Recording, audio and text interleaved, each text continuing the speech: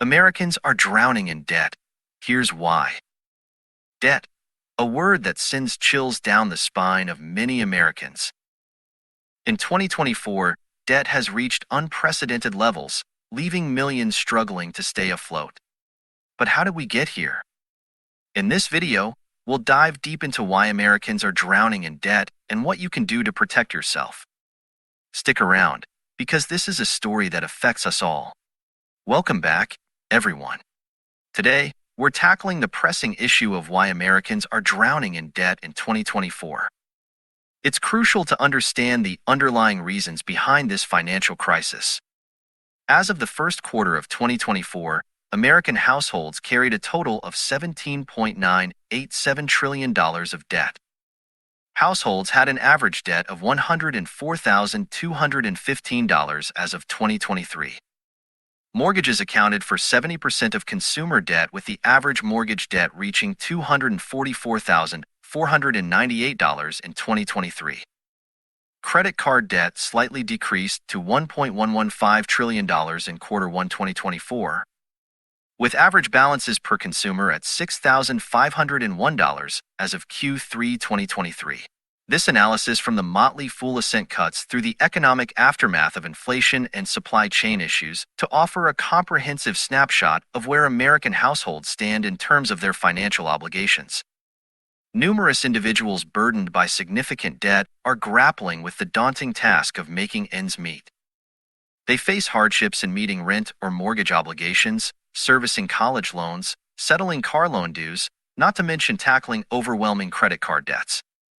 Research indicates that a remarkable 60% of adult Americans identify their debt burden as the primary source of their financial anxiety. The relentless escalation of debt poses an ever-increasing challenge to effective management. For instance, despite holding a master's degree and boasting over a decade of professional experience, I've had to juggle multiple jobs merely to evade the paycheck-to-paycheck cycle. With inflation reaching a 40-year pinnacle, the trajectory indicates a continuous surge in indebtedness across the nation. Projections suggest that a substantial 43% of the populace will delve deeper into debt over the forthcoming 6 months. It is crucial to recognize that debt frequently serves as a means to fund substantial acquisitions such as residences and vehicles. Consequently, as the prices of these assets surge, the resultant impact is reflected in the borrowing activities of individuals. Let's break it down. The debt crisis in America is fueled by a combination of factors. From easy access to credit to the ever-rising costs of living and the lack of financial education, it's a perfect storm. The majority of debt held by Americans is related to housing, accounting for 72.5% of the total balance. Close to half of all Americans currently consider affordable housing availability a significant problem.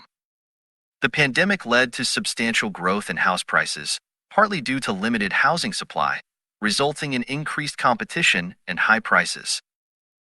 Non-housing debt, on the other hand, mostly consists of student and auto loans, making up 35.7% and 33.7% of the total balance, respectively.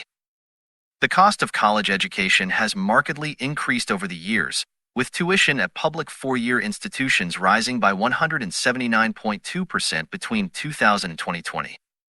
It has become challenging for many individuals to afford a college education without accumulating substantial debt.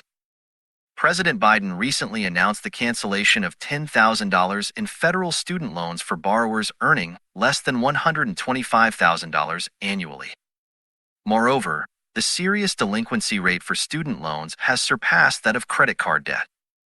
Auto loan payments have also increased, with the average monthly payment exceeding $700 for the first time in August 2022. The standard loan term has grown longer, typically extending to 6 years, resulting in higher interest payments over the loan term. It's concerning that while inflation is driving up the cost of goods and services, many Americans feel that their wages are not keeping pace with inflation. The average real hourly earnings for all employees have dropped by about 3% over the last year, while inflation has increased by 8.5% during the same period. Wages are not increasing enough to match the rising cost of living, causing people to feel that their standard of living should be better. As a result, people may turn to using credit cards or taking on more debt to afford their expenses, contributing to household debt, which has both positive and negative effects on the economy.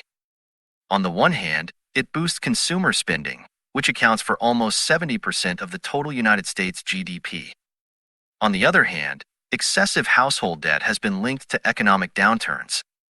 When households are burdened with too much debt, they struggle to repay it, which can lead to economic issues and even recessions. It's important to note that not everyone is impacted equally by living with debt. Lower-income individuals tend to carry higher debt burdens, often due to structural discrimination.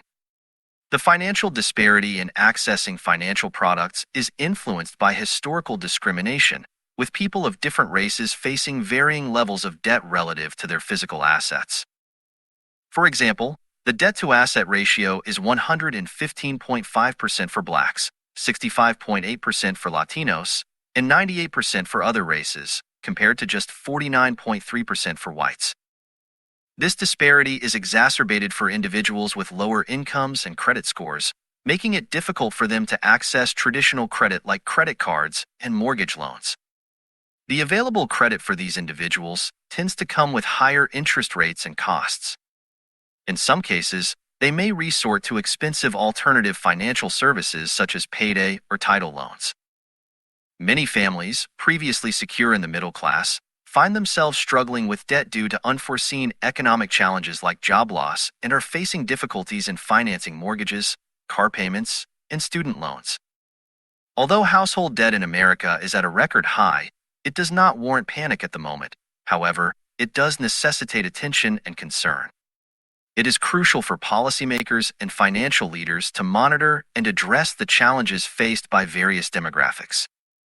While the current situation does not show signs of major disruptions as seen during the housing crash and subsequent financial crisis, policy interventions are essential to manage household debt.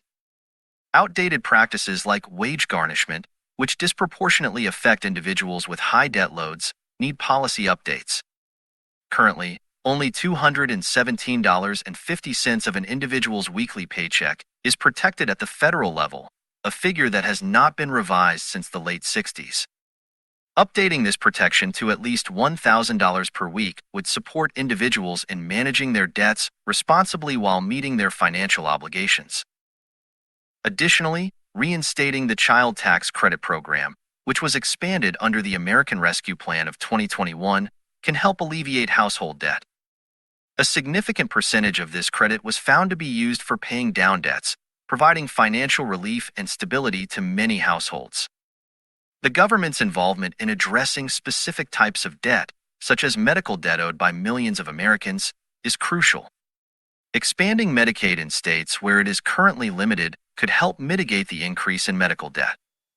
To effectively manage household debt, timely and targeted policy measures are necessary to support responsible spending and savings, enabling individuals to work towards long-term financial goals such as home ownership and wealth building.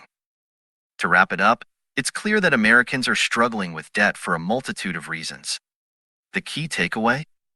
We need to prioritize financial literacy and practice responsible spending to turn the tide. I want to hear from you. Share your own experiences with debt in the comments below, and don't forget to check out our other videos on financial management. Together, we can navigate these financial waters more wisely.